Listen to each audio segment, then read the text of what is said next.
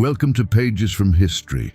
Before we begin, if you love epic stories from the ancient world, hit that subscribe button. It means everything to us.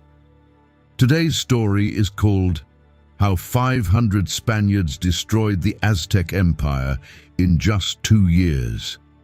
Now think about that for a moment. 5 million people, thousands of warriors, one of the greatest cities ever built, and it fell in less than 700 days. This should have been impossible. But what happened next will make you question everything you thought you knew about power, fate, and the fragility of civilization. Stay with us until the very end. First, the arrival, Cortés, and the world he entered. The year was 1519.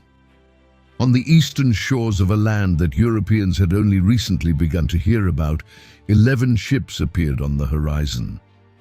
They carried 508 soldiers, 16 horses, and a handful of cannons. By any measure, it was a small force. By any logical calculation, what they were about to attempt was suicide. But the man who led them did not think in terms of logic. He thought in terms of ambition, obsession, and an unshakable belief that God had chosen him for something extraordinary. His name was Hernán Cortés. He was 34 years old, born in the region of Extremadura in Spain, a place that produced some of the most ferocious conquistadors of the age. Cortés was not a soldier by formal training. He had studied law, failed to make much of his career in Hispaniola, and had spent years grinding through colonial bureaucracy in Cuba. But beneath that restless surface was a mind that never stopped calculating. He read people, he understood power, and he was willing to do things that other men were not. Before his fleet even reached the Mexican coast, Cortés made a decision that would define the entire campaign. His commander in Cuba, Diego Velázquez, had revoked his authorization for the expedition at the last moment. Cortés ignored the order and sailed anyway. He was now technically a renegade. There was no going back. And so, in a move that was equal parts genius and madness, Cortés ordered his own ships to be scuttled after landing. He sank his own fleet. His men now had no choice but to march forward and conquer or die trying. When the Spanish landed near present-day Veracruz, they did not find an empty wilderness. They found a world of astonishing complexity. The land they had entered was the heart of the most powerful political entity in Mesoamerica, the Aztec Triple Alliance. Ruled from the island city of Tenochtitlan, this empire stretched across much of central Mexico. It controlled dozens of tributary states. It extracted enormous wealth in gold, feathers, jade, and food from subject peoples across the region. And at its center sat the emperor, the man the Spanish would come to know as Montezuma II. Montezuma was not simply a king. In Aztec society, the emperor was the representative of the gods on earth. He was a figure of near divine authority, separated from ordinary people by elaborate ceremony, ritual, and protocol. No one looked him in the eye. Those who approached him walked with their heads bowed. He ate behind a golden screen, and his food was served in vessels of jade and obsidian. The power he wielded was real, but it was also wrapped in layers of sacred meaning that went beyond politics and war. What you have to understand is that the Aztec world was not a peaceful one. The empire maintained its power through force, tribute, and the constant pressure of military expansion. But it was also deeply divided. The subject peoples of the empire, the Totonacs, the Tlaxcalans, the Texcocans, resented Aztec domination. They paid their tribute with gritted teeth. They had not forgotten what it meant to resist. And when a strange new force appeared on their shores, some of them began to see an opportunity. Cortés was brilliant at reading this tension. As his forces moved inland from the coast, they encountered a Totonac lord named Tenochtitlan, whose people had been groaning under Aztec taxation for years. Cortés listened. He promised. He positioned himself not as an invader, but as a liberator. It was a calculated lie, and it worked magnificently. The Totonacs allied with the Spanish. More would follow. But the most important alliance of all was still ahead. The Tlaxcalans were an independent republic, proud, fierce, and deeply opposed to the Aztec Empire that surrounded them. They had never been conquered. When Cortés and his men approached Tlaxcala, they were not welcomed. They were attacked. The battles were vicious, lasting several days. The Spanish, with their steel armor, horses, and firearms, managed to hold their ground, but barely. And then something shifted. The Tlaxcalan leaders looked at the Spanish and made a decision that would change history. These strangers were powerful. They were enemies of the Aztecs. Perhaps they could be used. The Tlaxcalans sent word of peace. Cortés accepted. And just like that, the most critical alliance of the entire conquest was formed. Thousands of Tlaxcalan warriors would eventually march alongside the Spanish, not as servants, but as partners with their own agenda. They wanted revenge, they wanted freedom, and they believed these pale strangers could help them get it. Can you imagine what it must have looked like? That strange army moving westward toward the mountains. Spanish soldiers in their steel breastplates, riding horses that the local people had never seen before. Tlaxcalan warriors in their feathered war costumes, carrying obsidian-edged clubs called macuahuitl. Priests and translators and porters and all the machinery of two very different worlds moving together toward a single point of collision. It was one of the most extraordinary coalitions in all of military history. But wait, what was happening on the other side of the mountains? What was Montezuma thinking as these reports reached him in Tenochtitlan? The emperor received messengers constantly. He had eyes and ears across the entire empire. He knew about the strange ships. He knew about the bearded men with their fire sticks and their giant animals. And he was deeply uncertain about what it all meant. This brings us to one of history's most debated questions. Was Montezuma paralyzed by the belief that Cortés was the god Quetzalcoatl, returning in fulfillment of ancient prophecy? Some sources suggest this. Others argue that it is largely a myth constructed after the fact, a story invented to explain why such a powerful ruler seemed to hesitate. The truth is probably more complicated. Montezuma was a skilled politician. He sent gifts. He sent ambassadors. He tried to understand what he was dealing with, but the longer he waited, the more time Cortés had to build his coalition of enemies. In November of 1519, Hernán Cortés and his combined force of Spanish soldiers and indigenous allies finally crossed the mountains and descended toward the Great Lake Basin. What they saw stopped them in their tracks.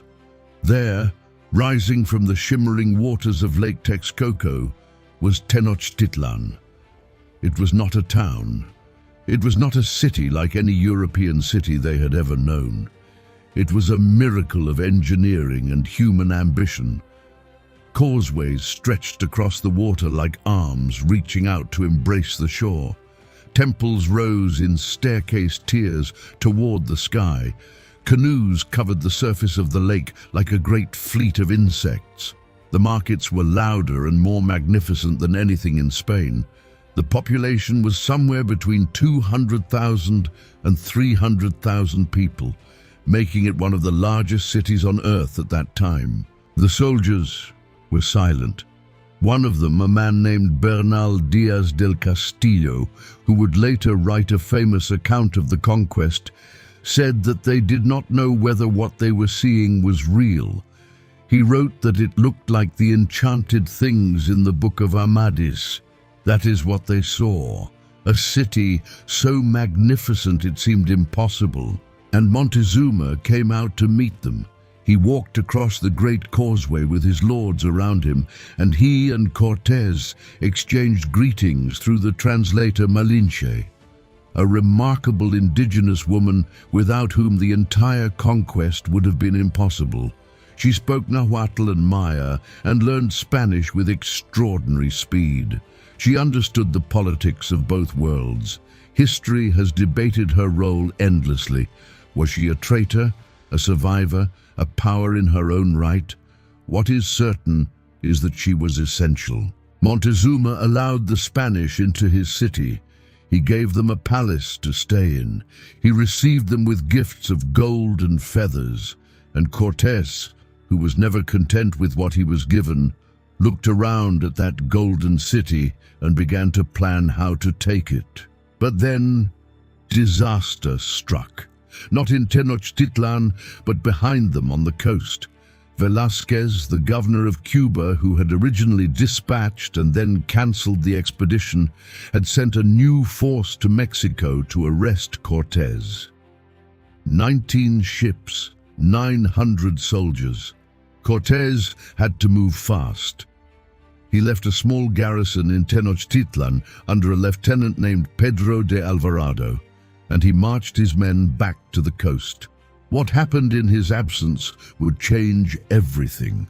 Alvarado was a man of action and not much patience.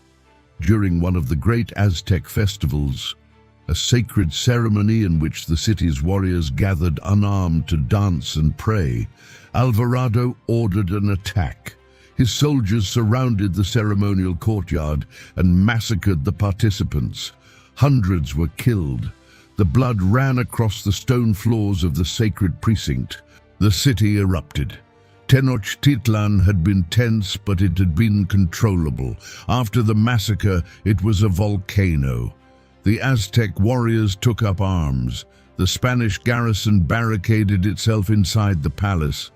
Montezuma, who was now effectively a prisoner of the Spanish, tried to calm his people from the palace walls, but the people were beyond listening.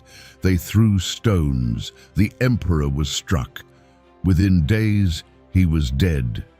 And to this day, no one knows with certainty who killed him. The Aztecs say the Spanish murdered him. The Spanish say he died from the stones of his own people. The truth died with him.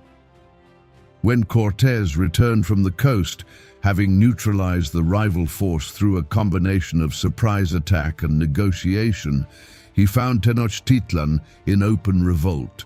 He was now trapped inside the most powerful city in the Americas, surrounded by hundreds of thousands of furious warriors with a dead emperor and no plan. What followed was the darkest night of the entire conquest, and it would not be the last. Second, the alliance, enemies of the empire unite. The night of June 30th, 1520, would go down in history with a name that the Spanish soldiers gave it themselves. They called it La Noche Triste, the night of sorrows, and sorrows it was, in every meaning of the word. Cortés had returned to find his garrison besieged, his men bleeding, and the streets of Tenochtitlan transformed into killing grounds. The Aztec warriors had torn up sections of the causeways, those long stone bridges that connected the island city to the mainland shores. Without intact causeways, there was no escape. The Spanish were trapped on an island in the middle of a lake, surrounded by one of the greatest warrior cultures in the world, with their ammunition running low and their allies growing desperate. Cortés made the decision to retreat. He would attempt to slip out of the city at night, in silence, under cover of darkness and rain. His men constructed a portable wooden bridge to carry across the gaps in the causeways where the Aztecs had torn the stones away. They loaded themselves down with as much gold as they could carry, because even in the middle of catastrophe, some men could not let go of treasure. It would cost many of them their lives. They moved out at midnight. For a short time, the darkness protected them. The rain muffled the sound of hooves on stone and boots scraping against the causeway's edge. Then a woman cried out from the shore. She had seen them. In moments, the lake erupted.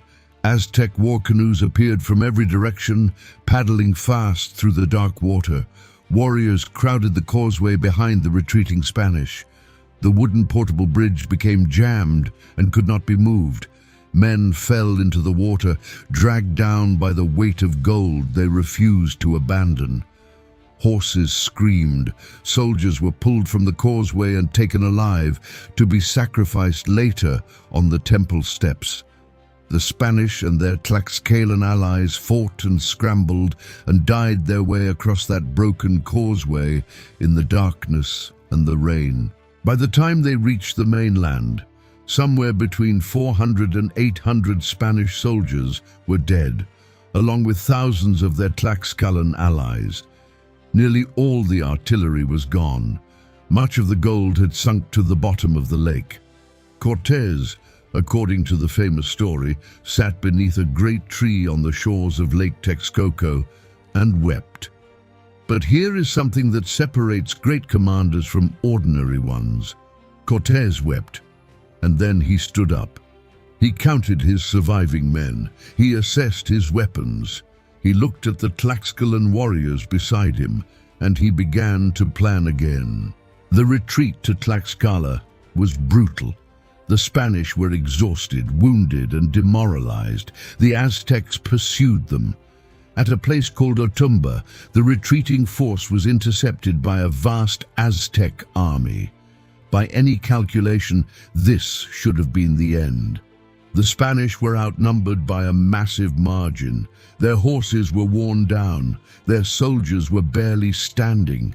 But cavalry, even a few horses, had a psychological and physical power against infantry that the Aztecs had not yet fully learned to counter. When Cortés spotted the Aztec field commander at the center of the battle, recognizable by his magnificent feathered banner and elaborate war dress, he drove straight at him. The commander fell.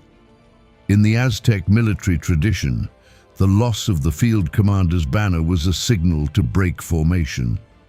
The Aztec army, despite its enormous numbers, began to falter. The Spanish pressed the advantage. They broke through and kept moving.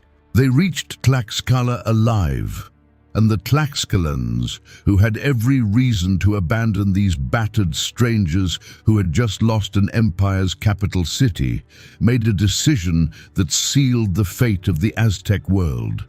They chose to stay. They chose to fight on, because this was not just about the Spanish anymore. It was about everything the Tlaxcalans had wanted for generations. The chance to bring down the power that had oppressed them, taxed them, and sacrificed their children on Aztec altars was still alive, and as long as Cortés breathed, that chance survived. What you need to understand about the months that followed is that the conquest of the Aztec Empire was not primarily a Spanish achievement. It was, in large part, an indigenous revolution. As word spread of what was happening, city after city began to reconsider its loyalty to Tenochtitlan. The Texcocans, one of the three founding members of the original Triple Alliance, switched sides. Other tributary states began sending envoys to Cortés. They brought food, warriors, and intelligence about the city's defenses. They brought grievances that had been burning for decades, and they brought a hunger for the moment when the scales would finally tip. Cortés understood all of this with extraordinary political clarity. He did not simply receive these allies, he negotiated with them. He promised them freedom from tribute. He promised them a share of the wealth. He let them believe that the new order he was building would be better than what came before. Whether he ever intended to honor those promises is another question entirely, and history gives us a cold answer. But in that moment, the promises worked. While the political alliances were being hammered out in Tlaxcala and the surrounding territories, Cortés was also preparing for something that no previous battle in Mesoamerica had ever seen: a naval assault on a lake island city. He ordered the construction of 13 brigantines, shallow draft sailing vessels small enough to navigate the waters of Lake Texcoco, but large enough to carry soldiers and small cannon. The wood was cut in the forests near Tlaxcala. The iron fittings were salvaged from the ships he had scuttled on the coast. Everything was carried piece by piece over the mountains by tens of thousands of indigenous porters and warriors. Think about the scale of that operation for a moment.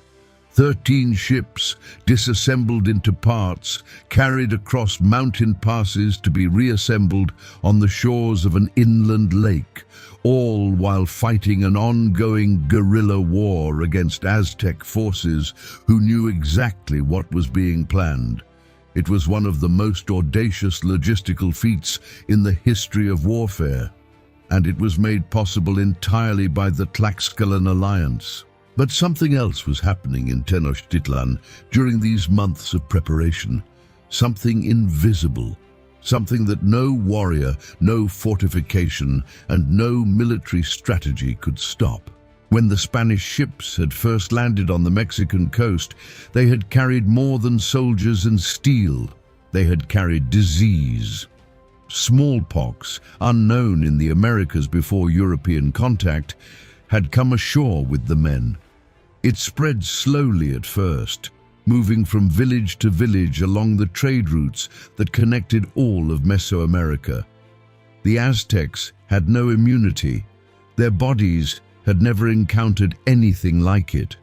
By the time the Spanish were regrouping in Tlaxcala, smallpox was already burning through the population of Tenochtitlan. The timing was catastrophic for the empire. The new emperor, Cuitlahuac, who had replaced Montezuma and who was a far more aggressive wartime leader, died of smallpox within 80 days of taking power. 80 days. The empire had just found a man capable of organizing its defense, and the disease took him before he could act. A third emperor, Cuauhtémoc, was quickly chosen. He was young, fierce, and determined. He would prove to be the bravest leader the Aztecs had in their final hour, but he inherited a city that was already beginning to hollow out from the inside. The death toll from smallpox in Tenochtitlan was staggering. Estimates vary, but some historians believe that as much as a quarter or more of the city's population died during that year. Streets that had been full of traders and children and priests were now full of the sick and the dying. The bodies piled up faster than they could be removed. The smell of death settled over the lake like a fog. Priests sacrificed frantically, trying to appease gods who did not answer. Warriors, who should have been preparing defenses, were instead burying their families. And still Cortés kept building his ships. By the spring of 1521, everything was in place. The 13 brigantines had been assembled on the lakeshore. The allied army that gathered to march on Tenochtitlan was enormous. Some sources count over 80,000 indigenous warriors marching alongside the remaining Spanish force of fewer than 1,000 soldiers. The Spanish contributed steel, horses, firearms, and tactical leadership. The indigenous allies contributed numbers, knowledge of the terrain, supply chains, and an absolute burning desire to see the Triple Alliance broken. Before the final assault began, Cortés divided his forces into 3 columns, each one assigned to advance along one of the 3 great causeways that connected the island city to the shore. The brigantines would control the lake itself, cutting off any Aztec attempt to reinforce the city by canoe or to escape across the water. It was a sophisticated, multi-pronged plan, and it reflected everything Cortés had learned from his first devastating failure. Cuauhtémoc knew what was coming. He was not a man who was going to surrender or negotiate. He had watched his uncle Montezuma die. He had watched his city suffer. He had listened to the Spanish demands, and he had made his decision. Tenochtitlan would not be given away. It would have to be taken stone by stone, canal by canal, temple by temple. If the city had to fall, it would fall like a warrior. He ordered the causeways prepared for defense. He distributed food and weapons. He organized his warriors into units that could respond rapidly to breaches in the perimeter. He had Aztec priests perform the great ceremonies, calling on every divine power the empire could invoke. And he spoke to his people with the kind of voice that does not ask for courage, but simply assumes it is there, because there is no other option. What Cortés could not have fully predicted, and what would soon become a brutal lesson in the realities of urban warfare, was how hard it would be to take a city built on water. Every advance along the causeways exposed the Spanish flanks to attack from the lake. Aztec warriors in canoes would paddle alongside the causeways and launch volleys of projectiles at the advancing columns. Every time the Spanish broke through a section of the city, the Aztecs would retreat, tear up the paving behind them, and flood the gap, turning each captured street into an obstacle course of water and rubble. The brigantines helped enormously. They gave the Spanish dominance of the lake itself, which meant the Aztec canoes could no longer move freely. The cannon on the brigantines could target concentrations of Aztec warriors on the causeways and the city's outer platforms. But inside the city, in the narrow streets and crowded plazas, cannon and cavalry counted for far less. In those spaces, it was hand-to-hand fighting of the most savage kind. And then came a moment of near catastrophe that almost ended everything. During one of the advances into the city, a Spanish column pushed too deep without securing the gaps behind them. Aztec warriors counterattacked and cut off their retreat. Cortés himself was in the thick of the fighting and was nearly captured. 68 Spanish soldiers were taken alive that day. They were not killed on the spot. They were led back to the great temple of Tenochtitlan, the Templo Mayor, and sacrificed in full view of the Spanish forces watching from the causeway. Cortés and his men watched the drum beats and the smoke rise from the pyramid's summit. They heard the sounds that none of them ever described in detail afterward. The psychological effect on the Spanish was enormous. Some soldiers wanted to abandon the campaign entirely. The memory of the Night of Sorrows was fresh. The army was exhausted. The siege had been going on for weeks, and the city was not breaking. Men whispered that this was not a war that could be won. But something strange happened in those dark hours. The Tlaxcalans and the other indigenous allies did not waver. They had no option to sail back to Spain. This was their land, their fight, their generation's moment of reckoning. Their steadiness, their absolute refusal to stop, held the coalition together when Spanish resolve was at its weakest. Cortés adapted his tactics. Instead of trying to capture ground and hold it, he began a systematic policy of destruction. Every building the Spanish took, they tore down. Every canal they crossed, they filled in with rubble. Slowly, brutally, The magnificent city that had made those soldiers fall silent in wonder just 2 years earlier was being dismantled piece by piece. The causeways got wider as the city got smaller. The defenders were being pushed into an ever-shrinking perimeter. Inside that perimeter, conditions were becoming unimaginable. The city's food supply had been cut off. The fresh water supply, fed by an aqueduct from the mainland, had been severed early in the siege. People were drinking brackish lake water. They were eating whatever they could find. The sick and the starving lay in the streets alongside the battle dead.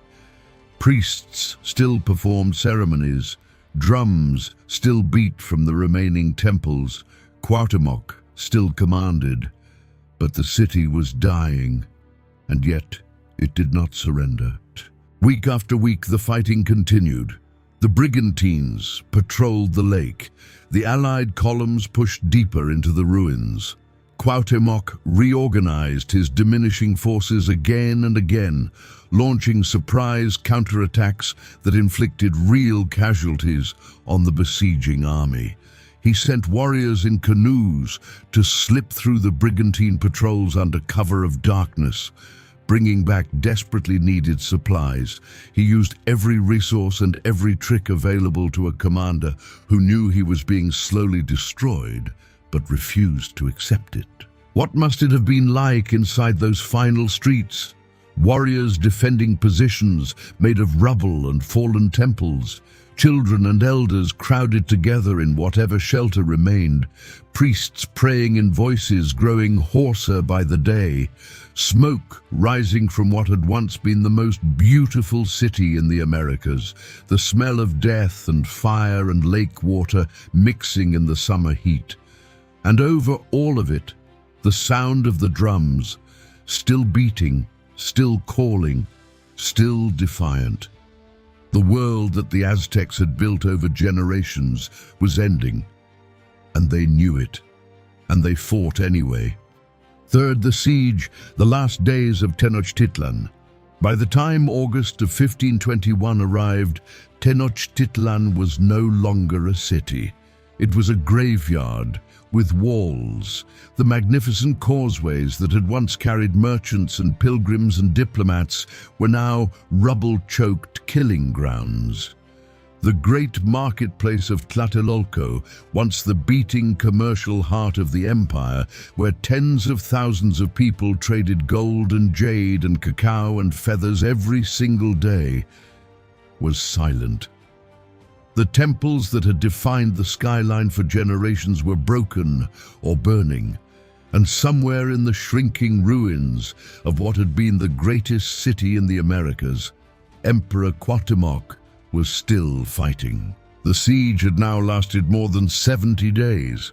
70 days of relentless pressure from every direction, from the causeways, from the lake, from hunger and thirst and disease.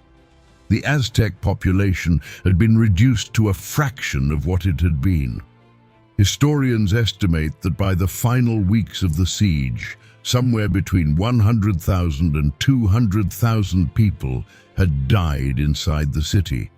From battle wounds, from smallpox, from starvation, from drinking the contaminated lake water that was all they had left.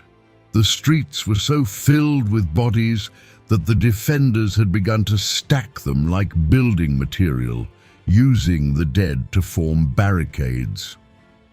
Cortés had sent messengers to Cuauhtémoc more than once. He offered terms. He offered the emperor his life and the safety of the surviving population if the city would simply surrender. Each time, Cuauhtémoc refused, not out of stubbornness or pride alone, though both were present. He refused because surrender in the Aztec world was not simply a military decision, it was a cosmic one. To hand the city to the Spanish would be to admit that the gods had abandoned their people, that the universe had turned against them, that everything the Aztec civilization had built and believed and sacrificed for was a lie. Cuauhtémoc could not bring himself to say those words. So the destruction continued. Cortés gave orders that accelerated the end. He divided the city into sectors and assigned each column of his allied army a section to clear. The instruction was simple: advance, destroy, fill in the canals, and keep moving. The Tlaxcalan and Texcocan warriors poured into the ruins with a ferocity that sometimes alarmed even the Spanish. These were not just soldiers following orders. These were men settling debts that had been accumulating for a lifetime. They tore down temples with their bare hands. They burned storehouses. They moved through the dead streets of their ancient enemy's capital with the controlled violence of people who had been waiting for this moment across generations of humiliation. The Spanish, for their part, were increasingly focused on one thing above all others: the gold. Cortés knew that the treasury of the empire had to be somewhere in the city. He had seen the gold that Montezuma had once offered as gifts, enough to fill rooms, to make grown men stop breathing for a moment when they first laid eyes on it. Where was it now? Much of it had sunk into the lake on the night of sorrows, but surely not all of it. The soldiers talked of it constantly in their camps at night, calculating their shares, dreaming of the wealth that would make all the blood and horror worth something. Meanwhile, inside the last Aztec perimeter, a small corner of the northern district of Tlatelolco, Cuauhtémoc gathered his remaining warriors and his surviving priests and his people. There were perhaps 40,000 civilians still alive in that final pocket of the city. Warriors who could barely stand from hunger still took their positions. Women sharpened obsidian blades and passed them to men who had lost their weapons. Old men who had lived their whole lives in the empire's glory performed the last ceremonies in cracked voices, calling on gods who had grown terrifyingly quiet. Cuauhtémoc knew what was coming.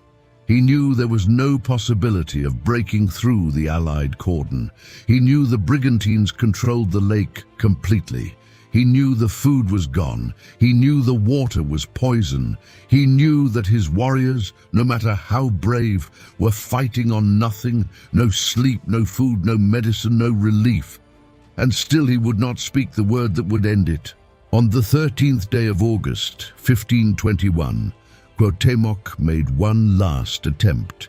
He gathered the last of his fastest canoe paddlers and the bravest of his remaining warriors, and he tried to break out across the lake. Perhaps he hoped to reach the far shore. Perhaps he intended to escape and rebuild, to find a way to continue the fight from somewhere beyond the lake basin. Or perhaps he simply refused to be captured inside the city that had once been the center of the universe, preferring to fall on open water rather than in the ruins of his own streets. A brigantine commanded by a captain named Garcia Holguin spotted the royal canoe. The Aztec paddlers rowed hard, but the brigantine was faster.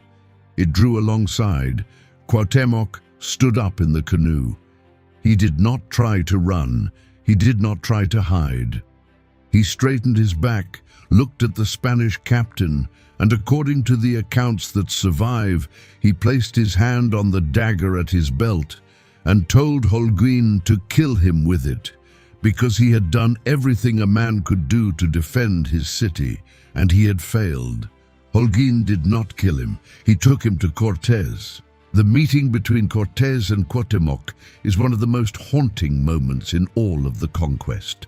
Two men, one who had won everything, one who had lost everything.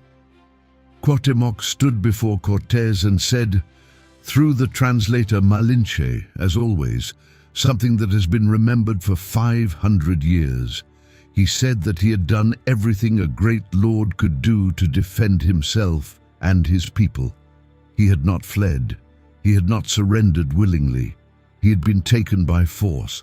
And since he had been brought before Cortés by force, Cortés should now do what he wished: kill him.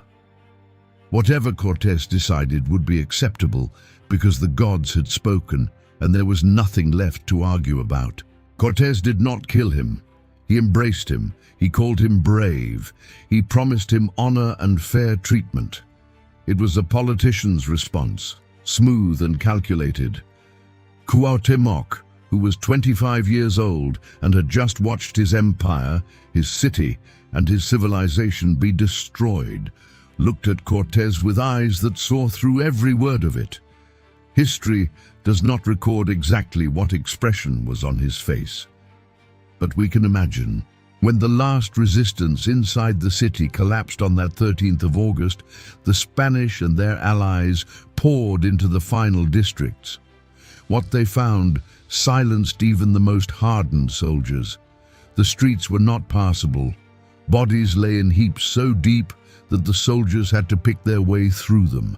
The survivors, skeletal, hollow-eyed, covered in the marks of disease and hunger, emerged from whatever shelter they had found.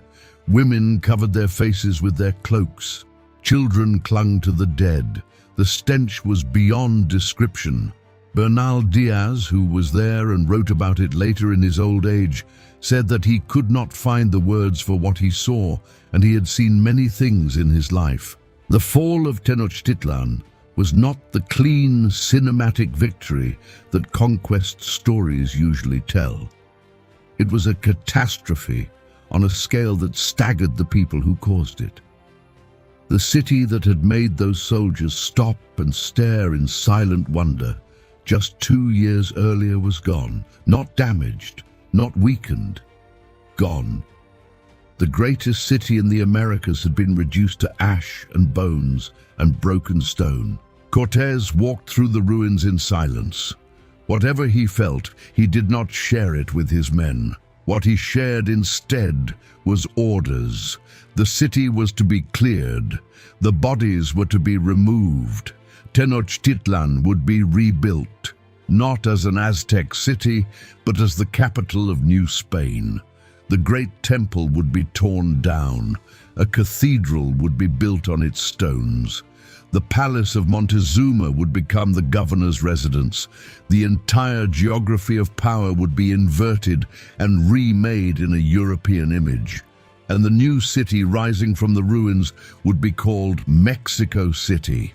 But first came the search for the gold, and it became quickly, brutally clear that most of it was gone. Some had sunk in the lake during the Night of Sorrows.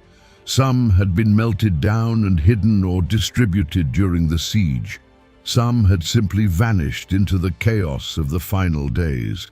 The Spanish soldiers who had fought for 2 years and survived the Night of Sorrows and the siege and the hunger and the heat, they received a fraction of what they had been promised. Many received almost nothing. The bitterness was enormous. Some would spend the rest of their lives pursuing claims against Cortés for what they believed they were owed. Cuauhtémoc was not treated with the honor that Cortés had promised him. He was kept alive as a political asset for a time, useful as a symbol of legitimacy for the new colonial order. But 3 years after the fall of Tenochtitlan, when Cortés led an expedition deep into Central America and became convinced, on almost no real evidence, that Cuauhtémoc was plotting a rebellion, he had the last Aztec emperor hanged from a saber tree in the jungle. Cuauhtémoc went to his death with the same composure he had shown throughout. He said, according to those who were present, that he had known all along that Cortés's promises were lies. He had simply been waiting to see which particular lie would be the one that killed him.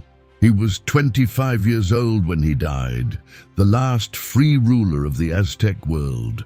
In the years that followed, the transformation of what had been the Aztec Empire into the colonial structure of New Spain moved with stunning speed. Spanish priests arrived to begin the systematic conversion of the surviving population. Indigenous temples and codices, the screen-fold books in which the Aztecs recorded their history, their science, their calendars, and their mythology, were burned in enormous bonfires. Priests declared them works of the devil. Entire libraries of knowledge accumulated over centuries were ash in an afternoon. The tribute system that the Aztecs had imposed on their subject peoples was not dismantled. It was redirected. Now the tribute flowed to Spanish encomenderos, colonists granted rights to extract labor and goods from indigenous communities. In many ways, the daily reality for ordinary people changed less than the change in rulers might suggest. They still worked, they still paid, they still suffered. Only the language of power had changed, and the direction in which the gold flowed. Disease continued its work long after the soldiers had put down their weapons. Wave after wave of epidemics swept through the indigenous population of central Mexico across the following decades. Smallpox, measles, typhus, plague. Populations that had no immunity to any of these diseases were devastated on a scale that is almost impossible to comprehend. Estimates vary enormously, but many scholars believe that by the end of the 16th century, less than 80 years after the conquest, the indigenous population of central Mexico had fallen from somewhere around 25 million people to perhaps 1 or 2 million. Some estimates are even lower. Think about what that number means, not as a statistic. Think about it as villages emptied out, as languages spoken by millions reduced to whispers, as ceremonies that had been performed for centuries performed for the last time by the last people who remembered the words. Think about it as children, born into a world where everything their grandparents knew and valued and built had been either destroyed or transformed beyond recognition. The Aztec Empire had not simply fallen. It had been erased layer by layer over generations until what remained was a colonial society built on top of the bones of something that had once been extraordinary. And yet, not everything was destroyed. The Nahuatl language survived. Elements of Aztec culture wove themselves into the fabric of what became Mexican identity. The foods that the Aztecs cultivated, corn, chocolate, tomatoes, chili peppers, avocados, spread across the entire world and became inseparable from global cuisine. The engineering knowledge encoded in the Aztec agricultural system, the chinampas, the famous floating gardens of Lake Texcoco, was never entirely forgotten. The art and architecture that survived, much of it buried under the foundations of colonial buildings, has been steadily re-emerging from the earth of Mexico City for centuries. And there is something else that survived: the stories, the memory of what was lost, the knowledge that once, on a shimmering lake in the highlands of Mexico, human beings built something so magnificent that soldiers from the other side of the world, hard men who had seen many things, stopped in their tracks and could not find words for what they were seeing. That memory belongs not just to Mexico, not just to the descendants of the Aztec world, but to all of humanity. Because what the fall of the Aztec Empire tells us ultimately is something deeply uncomfortable about the world. It tells us that greatness does not protect you, that no civilization, no matter how powerful or sophisticated, is immune to the combination of forces that swept through Mexico between 1519 and 1521. It tells us that technology changes the calculus of war in ways that even the greatest warriors cannot adapt to in real time. It tells us that political divisions, the resentments and the grudges and the ambitions of tributary peoples can be weaponized by a clever outsider with terrible effectiveness. And it tells us that disease, invisible and indifferent, can undo what armies could not. The Aztecs were not naive. They were not primitive. They were not a lesser civilization that deserved what happened to them. They were a sophisticated, complex, creative, and deeply human society that found itself at the intersection of forces beyond anything their history had prepared them for. That is not a story about weakness. It is a story about the raw, unpredictable cruelty of historical circumstance. Tenochtitlan fell on the 13th of August, 1521.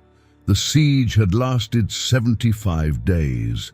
The entire conquest, from the moment Cortés first landed on the Mexican coast to the capture of Cuauhtémoc, had taken less than 2 years. 2 years to bring down an empire that had taken nearly a century to build. And somewhere beneath the streets of Mexico City today, under the colonial cathedral and the government buildings and the subway stations and the markets and the traffic, the stones of Tenochtitlan are still there. Archaeologists have been uncovering them for decades. Pieces of the great temple, carvings of gods whose names most people have forgotten, foundations of palaces that once held more gold than anything in Europe. The city did not entirely vanish. It went underground. It is still there, waiting perhaps to be remembered. And so today, we discovered that the fall of the Aztec Empire was not simply a military conquest. It was the collision of two worlds shaped by disease, betrayal, alliance, and the unstoppable force of historical change. Personally, I believe that the true tragedy of this story lies not in the battlefield, but in everything that was lost afterward, the knowledge, the ceremonies, the voices that were silenced forever. But I want to hear your thoughts. Do you believe the Aztec Empire could have survived if things had gone differently? Share your answer in the comments below. If you enjoyed this journey through history, hit the like button, subscribe to Pages from History, and turn on notifications so you never miss our next chapter. Thank you for watching. We'll see you in the next story.